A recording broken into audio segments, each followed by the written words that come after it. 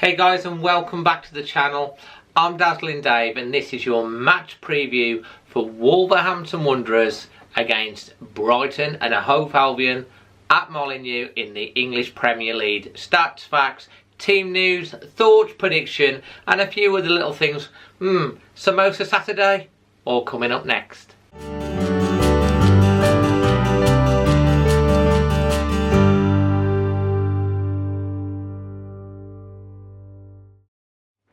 So yeah, it's a big weekend again for Wolves, having won the last two games, 3-0 at home to Norwich and that fantastic victory away against Tottenham Hotspur. Wolves all of a sudden were within touching distance of a Champions League spot.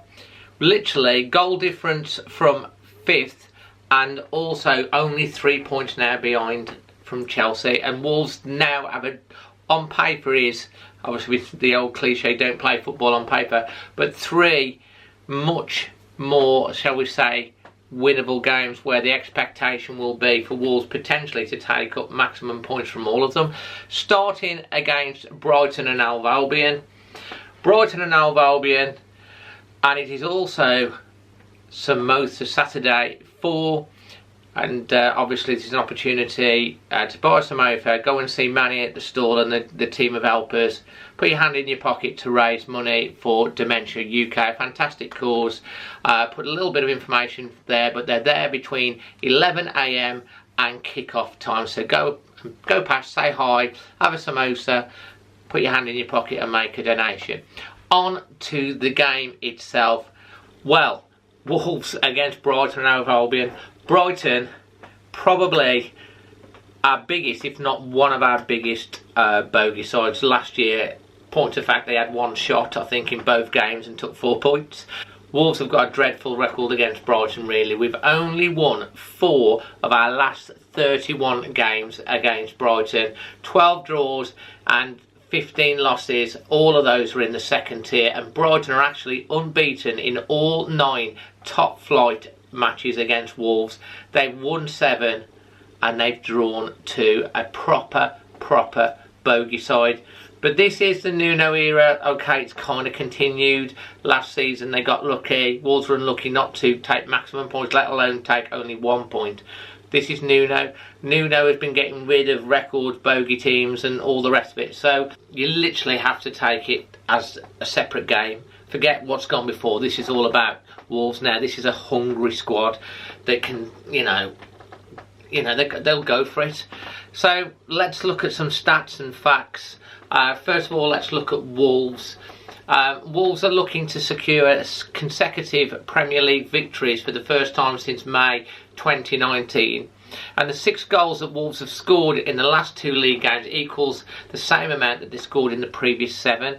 If we can keep as well a clean sheet for this game, it will be the first time in top flight that Wolves have kept 3 consecutive clean sheets since December 1983. And Wolves have actually, as you know, conceded first a lot. 18 games have conceded this season first, but we have a league high of 21 points from losing positions. Point of fact, Tottenham at the weekend, behind twice, came back and won a fantastic win. If you've not watched my match day vlog on that, I'll put it on the end screen for you. It's crack. It's an absolute cracker. Relive that. It's a great mate. It's a great vlog and great game, I think. Also, in the last 2 seasons, Wolves have also come from behind to actually get back 35 points. And Raul Jimenez's 13 Premier League goals this season has actually been worth 16 points, which is joint high with Sadio Mane and Pierre-Emerick Aubameyang. I hope I've said that right. Jimenez also scored 13 goals last term as well. Jota has also scored 6 goals in his last 3 games for Wolves in all competitions. So he is literally on fire at the moment. Before we get on to the team news, what I think about the team, what the starting lineup, and also the all-important score prediction, let's do some Brighton and Hove Albion stats and facts. So Brighton have drawn 5 of their last 9 League Cup matches in this calendar year, losing the other 4. They're also the only team in all 4 league divisions not to have won a game in 2020. So hopefully that continues at the weekend. They obviously are going to go in thinking, well, it's Wolves. We have a little bit of the sign over Wolves, so hopefully they're going to think the omens are lining up for them, and we've got to put that to bed. You know, their solitary victory in 13 league away games as well this season came at Arsenal in December. They've drawn 4 and lost 8. And Brighton's tally of 28 points at this stage of the season is the lowest. Brighton's tally of 28 points is their lowest after 28 games of a Premier League season. And the Seagulls, in their last game, had 24 attempts on goal against Crystal Palace, which is the highest tally in a Premier League game, which they ultimately lost, I think, 1-0.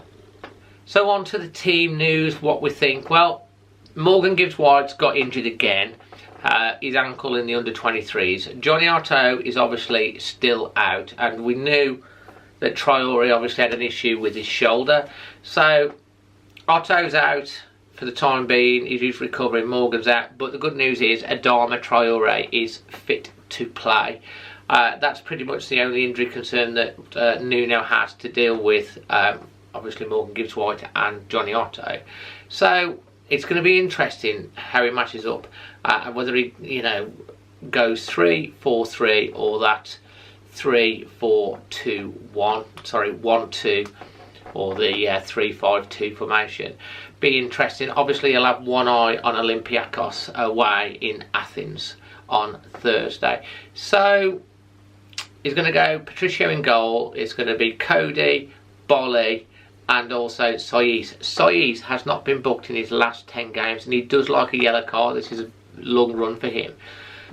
I wonder what the odds would be on him getting a yellow card against this game. He's probably due one. And in the middle, Neves, obviously Moutinho. He goes with a 3. If Brighton try and overload the midfield, he might bring Dendoncker in. Obviously Ruben Vinagre is going to be on the left with Johnny Otto out, him coming back in. He has been caught out a little bit defensively, good going forward. This is an opportunity for Ruben to really stake a claim in the team, and if he can just tighten up a little bit at the back, he's got everything going forward. So yeah, Matt Doherty obviously will start on the right hand side, and then up front, if he goes with the 3, obviously you're going to have Raul up front. But I would not be surprised to see Daniel Podence start instead of Adama Traore on the right hand side. And Jota's on fire. Will he start him, or will he hold him back for Olympiacos? I don't know. Obviously you could say the same about Podence. He knows Olympiacos, and I bet he'll be chomping at the bit to play a part in that as well. Or Neto. That front 5 can be moved around even into the 2 with, you know, Raul and Jota as well. So it'd be quite interesting to see how he lines up to start this game. Obviously with one eye on the last 16 tie with Olympiacos. In terms of score prediction, you know, I know Brighton are a bogey side, and they are, but if Wolves are really going to make this push for the, let's face it, a Champions League spot, and get in that fantastic result against Tottenham, we cannot trip over again to Brighton. We've got to win this game. We've got to win it. We've got to follow up that great victory, you know, away at Tottenham by beating Brighton. We did the job on Norwich. Last year, these are the sort of games we tripped up on. We seem to have, on the whole, got rid of that issue. We just think surely we're going to win this game. Famous last words, but surely, I know that the bogey side, and you have that in the back of your mind, but yeah, I believe we're going to win it. I'm hoping we can get that 3rd consecutive clean sheet. That would be another nice little tick on the wall, and for Wolves to win 2-0. And Jota and Jimenez are the obvious ones, but I wouldn't be surprised to see Willy Bolly corner knocking one in as well.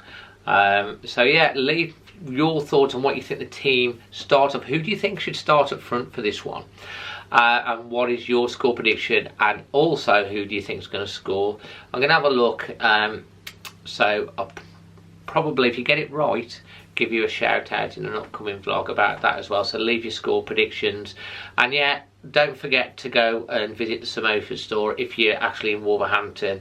If you're not in Wolverhampton, I will try and get a little bit of that on for you on the match vlog, so you can see what we're on about. So yeah, oh, one other thing to mention, how could I forget it? The latest edition of the Always Wolves Squadcast is out. Oh yes, whether you got Apple, Spotify, or whatever podcast providers. That was with Manny, myself, and also Kevin Rogers, who's the CEO of Paycare and a trustee of the Wolverhampton Wanderers Foundation.